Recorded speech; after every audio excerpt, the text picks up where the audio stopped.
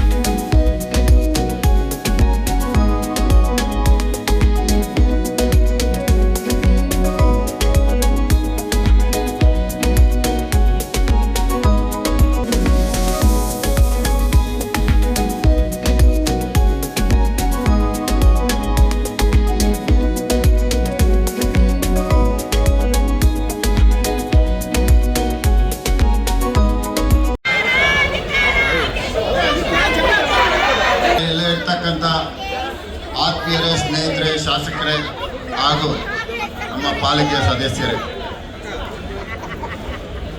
ಬೆಂಗಳೂರು ಬಗ್ಗೆ ಏನ್ ಹೇಳಬೇಕು ಅನ್ನೋದಕ್ಕಿಂತ ಬೆಂಗಳೂರು ಏನಾಗಿದೆ ಅನ್ನೋದನ್ನ ಮೊದಲು ಹೇಳ.